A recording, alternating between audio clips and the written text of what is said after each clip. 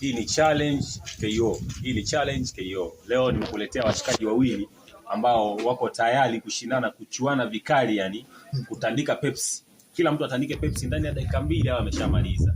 Na atakayekuwa wa kwanza kuitandika Pepsi na kuimaliza, huyo mtu basi atapatia buku aka shilingi 1000 halali ya Tanzania. Sasa twende tuwaone hao washikaji. Tuko na mnyama Robi One Fashion, mzee wa Mavoko, lakini tuko na basi acha tuwaone washikaji wanafanya nini. Naomba mfungue hizo chupa ili project yetu iweze kuanza. Sasa basi nitahesabu 1 mpaka 3. Nikihesabu 1 mpaka 3 hao washikaji wataanza kuweka mambo sawa. Sawa?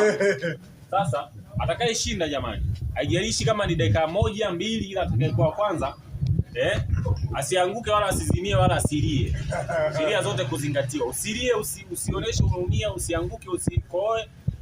Fresh mwanangu, unajipatia buku lako, na ukishajipatia buku lako utajipatia tena nafasi ya kushiriki mashindano yanayofuata, aidha pilau, nyama, baga, pizza, vitu kama hivyo.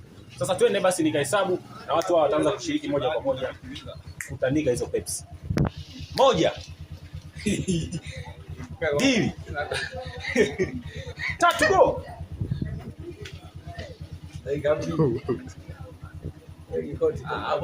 Anahesabu mwenyewe dakika 2 hapo. Kitu mzee, kitu na box. Kitu na box.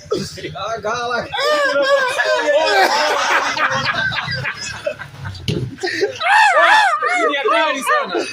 Karibu nyumbani. Kuliko aope. Bana washikaji amepita sana. Wewe ufundi wako uchapoje hapo. Anaitwa mnyama Robi One Fashion. Sio Mavoko, njoo mwanangu, usikimbie wala nini. Oya, unaitwa nani mwanangu? Huyu anaitwa Amosi mwanangu. Jamaa ameshindwa, lakini naamini Amosi bado ana uwezo mkubwa sana. Tunaweza kuifikisha hapa ndani ya sekunde, sio mchezo wazee. Lakini hongera kwake bwana Robert. Bwana Robert amefanya vizuri sana. Amemaliza ndani ya sekunde kadhaa. Hazijafika hata 30. Jamaa kapiga. Nadhani umeona hapo kwenye kamera, wewe mwenyewe unajua muda umefika sekunde ngapi. Sasa huyu mshikaji bwana, tusilaze damu. Huyu mshikaji anajipatia shilingi 1000 ya Tanzania. Lakini jioni tutakuwa na mashindano ya kutandika mkate na jambo.